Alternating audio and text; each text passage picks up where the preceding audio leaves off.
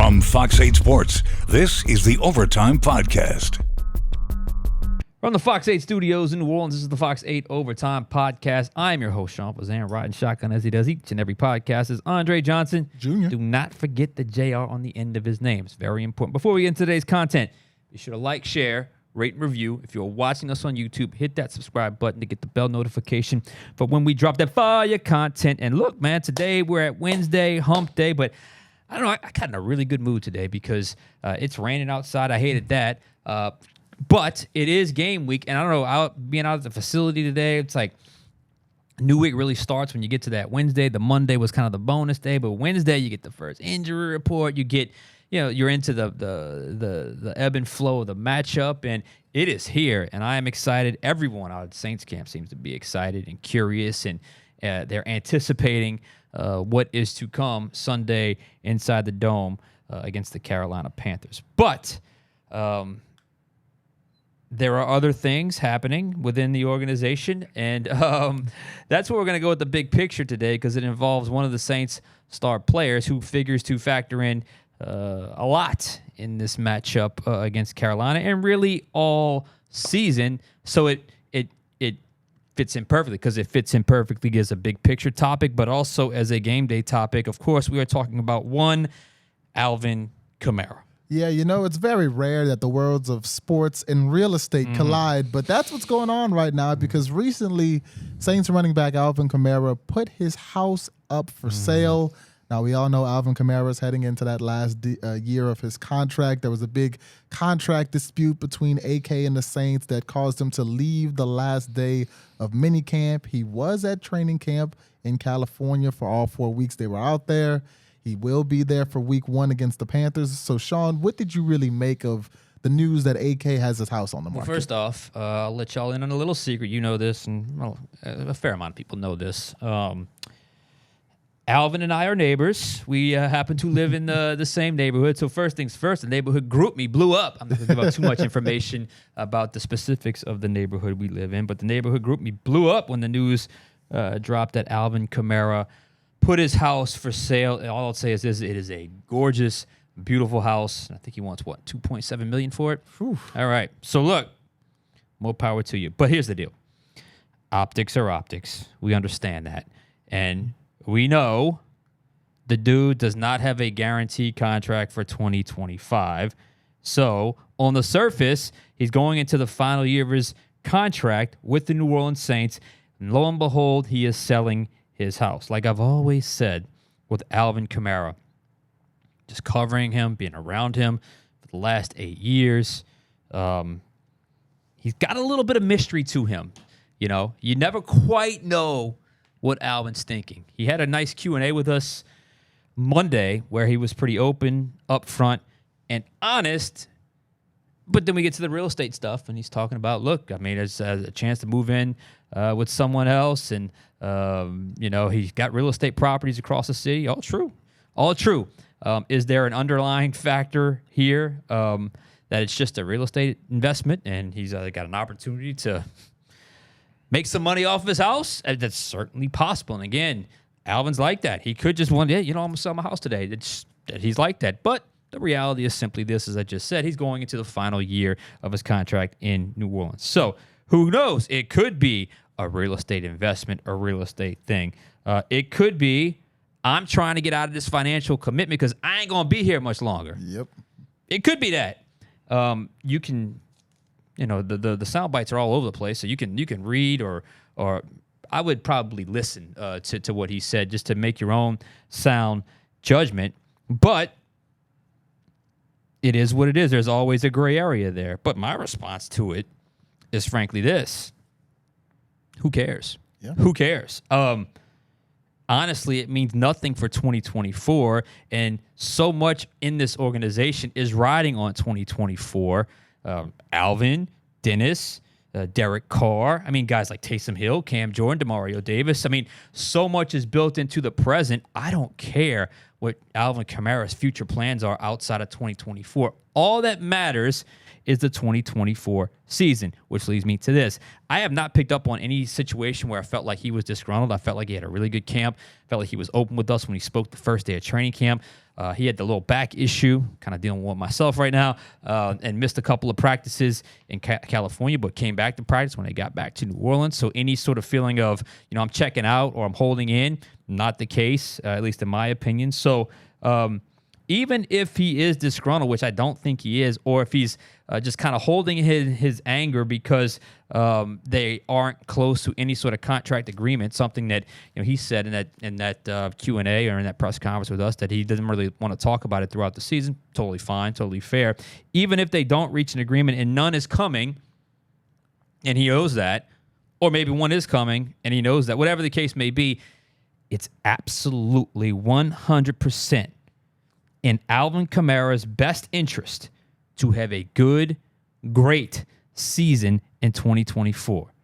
For the Saints, of course, but for himself, even more so if he's already starting to look at situations that go beyond New Orleans in 2024. That's the only way Kamara, who will turn 30 next year, will come close to any type of legitimate guaranteed money for 2025, and who knows, maybe beyond. We broke down some numbers a couple podcasts back about, Derrick Henry, who at one point in time was the best back in the NFL. He got 2 years, $16 million. What is he, 30 right now? 31? 30. He's 30 years old. Resume is resume.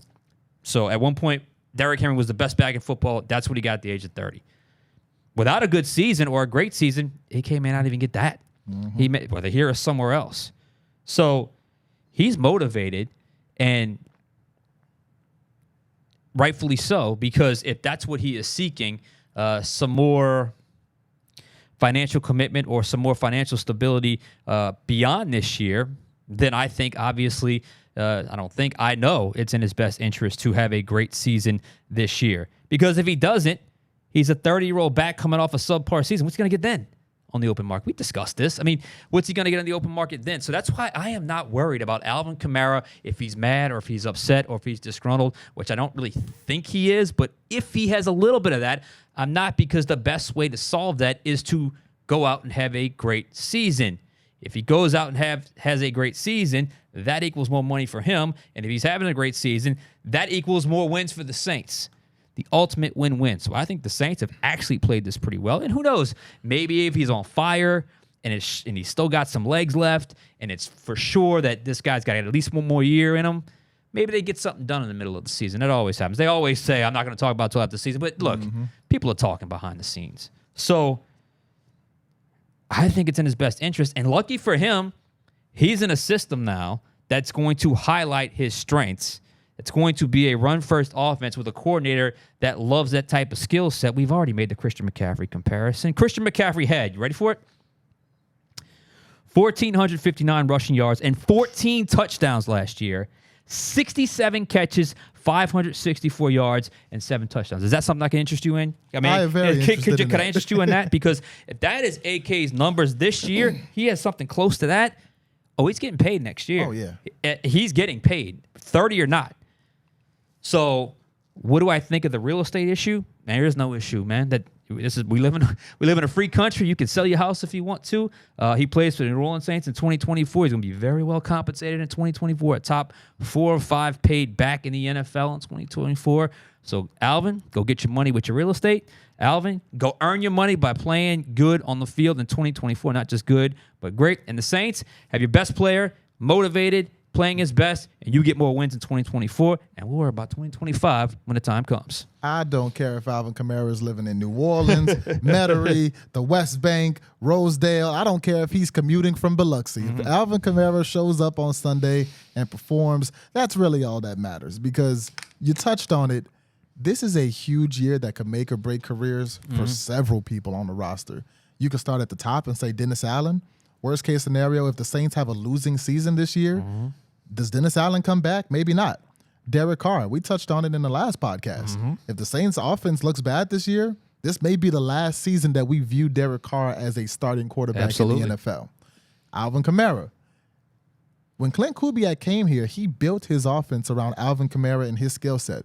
If Alvin Kamara, coming off 2 years that were comparing him to the level that he played at previously, down years for Kamara, and he has a third one in a row, who's building their offense around the 30-year-old Alvin Kamara? Right. Nobody. Jawan Johnson. We look at Jawan Johnson as the Saints starting tight end. If Jawan Johnson has another down year, is anybody looking at him as a starting tight end? You've got Tyrann Mathieu, Demario Davis, and Cam Jordan on the defense who are a lot closer to the end of their career than they are the middle, the prime, or the beginning of their career. So this season has a lot riding on it for a lot of players on this roster. So, yeah, I'm not really worried about where Alvin Kamara is as long as he shows up and produces. And like you mentioned, I'm very excited to see him in this offense because it seems like he's going to get a lot of usage. We kind of talked about leverage a lot when we were talking about the situation with the contract, and I think this is his chance to build that leverage. The Saints do not have a younger running. We thought maybe Kendre Miller could come in and do something. Kendre Miller might be the biggest question mark on this team. There's no young running back right now that can come in and play an AK role. There's nobody on the team with an Alvin Kamara skill set except maybe Taysom Hill, who can do whatever he wants to do. Mm-hmm. So Alvin Kamara has the opportunity to come out here and prove not just to the Saints, but to teams around the league that he still got it. If you can put him in the right system, in the right situation, this system probably could be the best thing that happened to AK since, heck, the Drew Brees days, considering the systems that he's been running the last few years. So, yeah, AK comes out, he balls. I can see him getting a Derrick Henry similar deal, 2 years, $16 million. And honestly, now that he's kind of spoke about it a little bit, it feels like he's pretty realistic about the number he's going to get after this year. Like in terms of like, he's not going to get McCaffrey money. Yeah. What did McCaffrey, like the $19 million a year thing? Kind of an extension rolled into something where you averaged out to $19 million. Sounds like more he wanted some guaranteed money for next year. You know, rightfully so, but the Saints have him under contract for this year and technically next year as well. And he's a guy that's, you know, getting closer to the age of 30. Look, it is what it is. This is all business here. I mean, the Saints are playing their card. AK is going to play his card. And, you know, like I said, in 2024, he's well paid.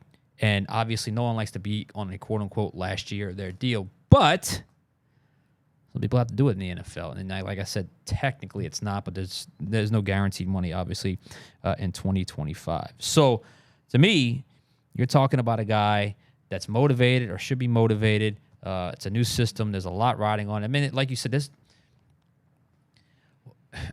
think about how many people could be playing their last seasons in New Orleans in 2024 this year. I mean, there's a lot. Probably double digits. There's a lot. So it's in everyone's best interest to just play their butts off and worry about 2025 and 2025. I think that's just the ultimate way it's going to go for Alvin Kamara and the Saints. Now, I in saying that, I'm so curious, excited, call it. I'm anticipating what it's going to look like. What is it going to look like? I did a film study. You'll see on Game Plan tonight. You know, they run that wide zone on that 16-play drive where it ended up being Taysom getting a touchdown, but they ran the wide zone on two distinct plays out of two different formations and personnel groupings, and it got the result that it wanted. So I'm so curious to how it's going to look. And I mean, Alvin Kamara, to me, he's borderline, right on the top 10 status. Good day, you know, right now he's somewhere between 6 and 10. I thought there were times over the last 3 years there was frustration that had set in, and he kind of trickled back a little bit. But name another player right now on the roster you can make a case is top 10 at his position around the NFL. Kamara, Demario Davis, Lattimore, is the only one. Demario Davis, and Lattimore is a slippery slope because if he does the injury thing, that could be a problem. Right. You can probably put Tyrann in there. Taysom's his own position. Who else? Chase Young has the opportunity, but that's obviously got to be proven. So he's got. There's a long way of saying like he's a great player. He's going to be in a system that helps him, and hopefully it's motivation for him to go out and play well, because honestly, it's the only way he's going to get eventually what he ultimately wants, which is more money in 2025. Or Alvin could just be Alvin and be like, you know what, I'm done. I'm retiring after the 2024 season. I've had enough. I'm going to mess with NASCAR and real estate and design and all that stuff. But I think that's where things realistically stand with Alvin Kamara as they start another season.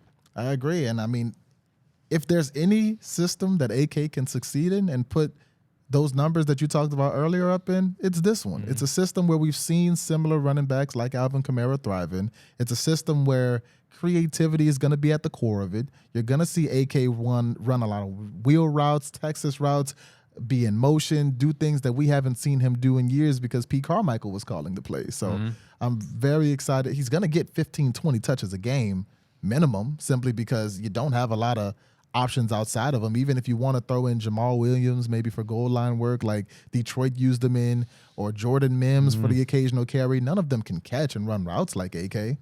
So AK is going to get a lot of action, and I'm not being dramatic when I say the success that the Saints have this year is tied into Alvin Kamara. That's it. Derek Carr is going to look a lot better if that running game is working. No doubt. Derek Carr works best off of play action. You know when play action works well? When you can run the ball. Football. Offensive line, if they're helping AK, that means we're doing a good job. The defense, we both think the defense can be top 10 minimum this year. But for that offense to succeed and be the top 10 offense that Drew Brees told us he believes it could be a few months ago, it's all going to revolve around Alvin Kamara and running the ball. I think we covered all the bases with AK. I mean, that's really. I mean, we've talked so much about this season and the storylines and every aspect of the main players, the star players, every sort of like sub story over the big story. Like, it's time to play, man. Yeah, it's just so excited. time to play. And in saying that, you know, it is Wednesday, so you get your first practice report. It's when it just feels real. And once this first week goes, man, does it really go? So I'll just read it off. Pete Werner was a full participant. Willie Gay limited. That's good. That's really good. He had a back issue. Marshawn Lattimore limited. Hip. Nick Saldiveri limited. That's good. I mean, he's been out for a while. Yeah. And then Jalen Ford, Dallin Holkert, DeMarco Jackson, and Colin Saunders all did not practice. So 4 DMPs. I think Dallin Holkert potentially not playing could be maybe an interesting development there, just because they don't have a whole lot of bodies at tight end, so they might have to bring someone up from the practice squad. And then for Carolina, is it Neiman? Yusuf Neiman? Yosua Neiman? Limited. Miles Sanders limited. Ian Thomas, tight end, did not practice. Tommy Trimble, back hamstring, did not practice. So away we go, my friend. We'll be back on Friday, but I'm just ready, man. I am just so ready for this thing to get going. I'm so excited. I mean, Dennis Allen said it's like Christmas morning, being a kid and wanting to open up your presents. Cam Jordan said he feels like a little kid again. Like, this is the happiest that you're going to be, is going into the season. You've been hitting your own guys for a month. You've been going through all the training camp and the preseason. You've been away from home. You've been working on this shiny new offense that's unlike anything a lot of these players have run, at least recently. And I think everybody's just excited to get out there and see it. Saints fans, especially since training camp wasn't here, they've heard about the Clint Kubiak offense and the creativity they've been asking for years. They've heard a lot about it, but they really haven't gotten to see a lot of it because in the preseason, obviously, you're keeping things very vanilla. So I think that there's just so much excitement around the city for this first game. It's against a very beatable team in the Carolina Panthers. So, man, I'm ready to get to the Dome on Sunday and see it. Sunday can't get here quick enough. We also have high school sports on Friday. Oh, that season opened. They opened up a week later this year because of the way Labor Day fell kind of early. So Fox 8 Football Friday is Friday night. Of course, you know, LSU, Tulane, local college teams on Saturday, and the Saints open up on Sunday. Football's here, folks. The complete picture starts this weekend. Anything else for us today? I'm good. Andre Johnson Jr. is good. I'm good. Hopefully you are good. I'm ready for some Saints football. But for Andre Johnson Jr., I am Sean Fazende. We'll catch you guys next time on Overtime.